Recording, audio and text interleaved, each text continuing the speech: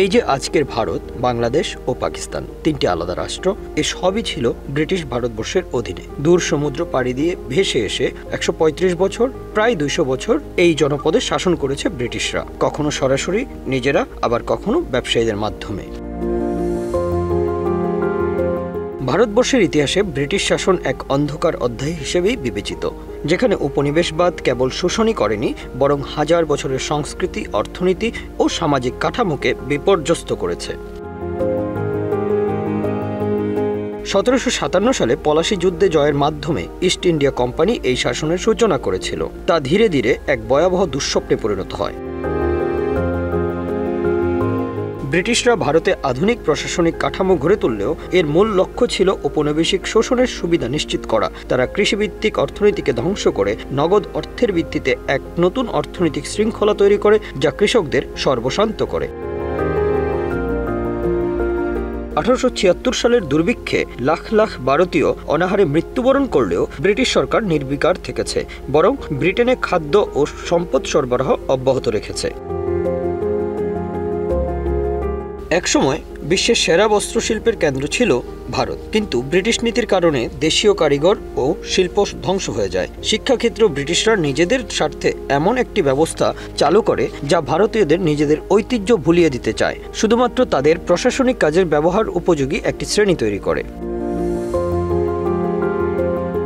যদিও ১৯৪৭ সালে ভারত স্বাধীনতা অর্জন করে, ততদিনে ব্রিটিশ শাসন ভারতকে অর্থনৈতিক ও সামাজিকভাবে পঙ্গু করে দেয়। ধর্মীয় বিভেদের বীজ বপন করে তারা ভারত ও পাকিস্তানের বিভাজন ঘটায়, যার ফলাফল আজও বিদ্যমান। ব্রিটিশ শাসন শুধু লুণ্ঠন ও দখলদারি নয়, এটি ছিল একটি পরিকল্পিত ধ্বংসযজ্ঞ, যার ক্ষত আজও ভারতীয় উপমহাদেশ বহন করে চলেছে। ব্রিটিশ শাসনের অধীনে ভারতবর্ষ আসে ১৭৫৭ সালে। এরপর ১৭৬৫ থেকে ১৯০০ সাল পর্যন্ত ১৩৫ বছরের ঔপনিবেশিক শাসনে ভারত থেকে ৩৩.৮ ট্রিলিয়ন মার্কিন ডলার অর্থমূল্যের সম্পদ নিয়ে গেছে ব্রিটিশরা।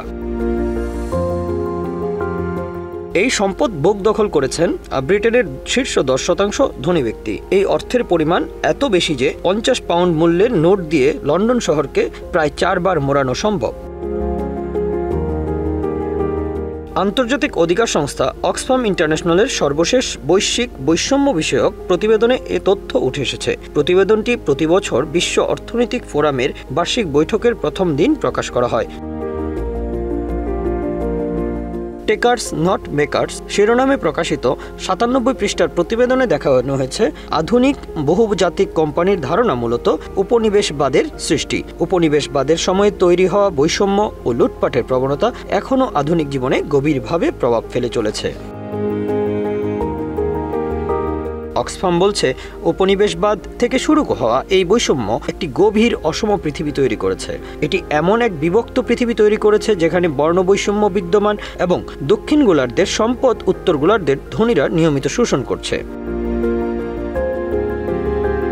বিভিন্ন গবেষণার ভিত্তিতে অক্সফাম দেখিয়েছে ১৭৬৫ সাল থেকে ১৯০০ সাল পর্যন্ত ব্রিটেনের শীর্ষ ১০% ধনী ভারত থেকে ৩৩.৮ ট্রিলিয়ন ডলার শোষণ করেছে।